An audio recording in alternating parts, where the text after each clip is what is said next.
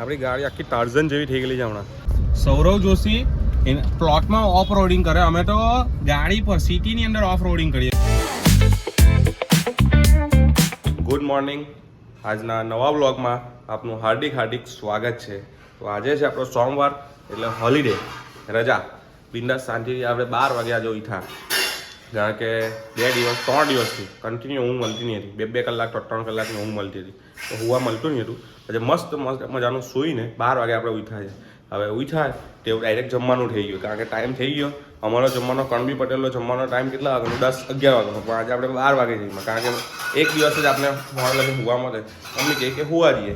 આ છે આપણું મરચાંનું શાક, આપણી દાળ, પાપડ, લાલ ચટણી ને આની અંદર રહેલો ભાત. કાલે બી દાળ ભાત હતા, કાલે લગ્નમાં ખાધા, આજે ઘરે ખાય. હજુ પાછું સાંજે લગ્નમાં જ ખાવાનું છે. તો આપણે આવી ગયા મસ્ત મજાનો જમીને આપણો ગ્લાસને ચેન્જ કરવા. આપણી સેન્ટ્રોનો ગ્લાસ છે ને એ ચેન્જ કરવાનો, કારણ કે રાતે કેવું કે પેલું કોઈ સાંભળી લાઇટ આવે ને ફાટે છે આખું, એટલે થોડીક તકલીફ પડે છે. તો પહેલાં જે ચેન્જ કરાવીએ, પછી એને એસી રિપેરમાં મૂકવાની, કારણ કે ગેસ પૂરો થઈ ગયો કે લીકેજ થાય છે કે ખબર નથી. એમાં છે ઉનાળો આવે છે, એટલે રિપેર કરાવી જોઈએ. એ રીતનું જ છે, હમણાં કરાવી જ પડે એવું જ છે.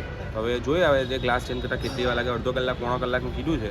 જો એટલું થઈ જાય તો એ કરાવીને એસી સારું કાલે મૂકું, કારણ કે મેરેજ આવી જવાનું છે. તો જોઈએ હવે કેટલી વાર લાગે છે. આપણી પાર્કિંગમાં મુકાઈ ગઈ છે ગાડી. જો મેરી આપણી ગાડી આખી ટાર્ઝન જેવી થઈ ગયેલી છે હમણાં.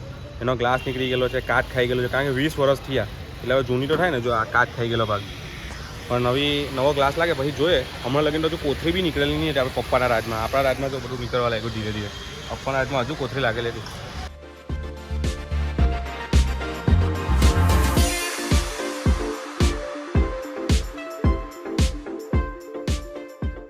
ટાર્ઝન આપણી બની ગઈ છે. જોઈ લો, નવો ગ્લાસ લખાઈ ગયો છે. હવે સેલો ટેપ છે ને કાલે સવારે કરવાની કીધી છે, ફિટિંગ માટે લગાવી છે. આ નવકાર ઓટો ગ્લાસમાં આપણે લખાવ્યું છે. હવે સાંજે આનું રિઝલ્ટ જોઈએ કે કઈ રીતનું છે, શું છે શું નહીં. સૌરવ જોશી પ્લોટમાં ઓફ રોડિંગ કરે, અમે તો ગાડી પર સિટીની અંદર ઓફ રોડિંગ કરીએ. જો રસ્તા જો ખાલી છે ને, આ જ કાચ ચેન્જ કરાવી દીધો છે. અને આપણી આ દુકાનેથી આપણી ખાલી કેન પણ લઈ લીધી છે, ધોવાઈ ગઈ છે. તો હવે એને ઘરે મૂકીએ, કપડાં ચેન્જ કરીએ અને સીધા જઈએ મેરેજમાં. 1:30 વાગ્યાની આસપાસ આપણે નીકળેલા હતા કાચ લખાવવા માટે. કાચ લખાવવામાં લગભગ ની 3 થી 4 કલાકનો ટાઈમ થઈ ગયો. આપણે અડધો જ કલાકની વાત કરેલી હતી, પણ એ લોકોના માણસો નહીં હતા. માણસો આવ્યા, પછી પાછા કાચ લેવા ગયા, કાચ આવ્યો, પછી બોર્ડર કઈ પેલી ભૂલી ગયેલા, પેલી ફેમ લગાવવાનું, એ બધું કર્યું. એવામાં આપણે 5:30 થઈ ગયા. તો 5:30 વાગે ફાઇનલી દુકાનનું કામ પટાવીને આપણે આપણા ઘરે આવ્યા છે. તો હવે જલ્દી જઈએ મેરેજમાં, કારણ કે મેરેજમાં ટાઈમ હતો 3:30 વાગે, ના 2:30 વાગ્યાનો. 2:30 વાગ્યાનો ટાઈમ હતો ને 5:30 થઈ ગયા છે. તો જલ્દી કપડાં ચેન્જ કરીને ને ભાગીએ મેરેજમાં. પહેલાં તો નવા કપડાં પહેરી દીધા છે, હવે સીધા જઈએ મેરેજમાં. ગાડી છે નહીં એટલે ચાલતા જવું પડે છે. બહાર બેસીએ, કોઈ આવે તો આપણે બેહાડી જાય તો ઠીક. ફાઇનલી અમારી રેપિડો આપણને મળી ગઈ છે. બહુ દિવસ પછી આજે મંદિર આવ્યા છે. એટલે એમાં એવું હતું કે ભાઈ મારી સાસુ મને ને ટ્રસ્ટીને બંનેને લઈને મંદિરે આવવાનું વિચારતા હતા. કેટલા વખતથી પગે લગાવવાનું વિચારતા હતા. આજે એના માટે આવ્યા છે. હવે એ લોકો આવે ત્યાં સુધી એની રાહ જોઈએ, પછી દર્શન કરીને નીકળીએ ઘરે.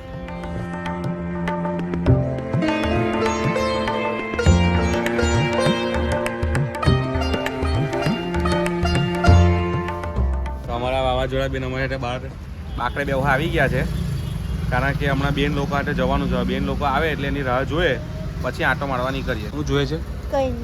હા, કઈ ગાડી રાત થતા બેન લોકો હાથે આવી ગયા ભજીયા ખાવા માટે. 1 વાગે ઘરે આવી ગયા છે, એન્જોયમેન્ટ બધું પટાવીને. એમ ગયેલા હતા કોઈ એક પર્પઝથી, પણ એ પર્પઝ તો પૂરો થયો જ નહીં. એમને જ આવ્યા છે ખાલી હાથે. હવે એના માટે પાછો અલગ ડે ફાળવવો પડે આવતો સોમવાર, કે જે બધા ભેગા થઈએ પાછા ને પર્પઝને સોલ્વ કરીએ.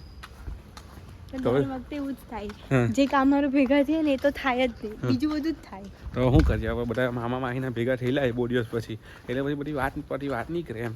બાકી આ રીતનો આજનો આપણો આખો દિવસ હતો. હવે આ વ્લોગ જો તમને ગમ્યો હોય તો લાઈક કરી દેજો, શેર કરી દેજો અને કોમેન્ટ કરવાનું ભૂલતા નહીં.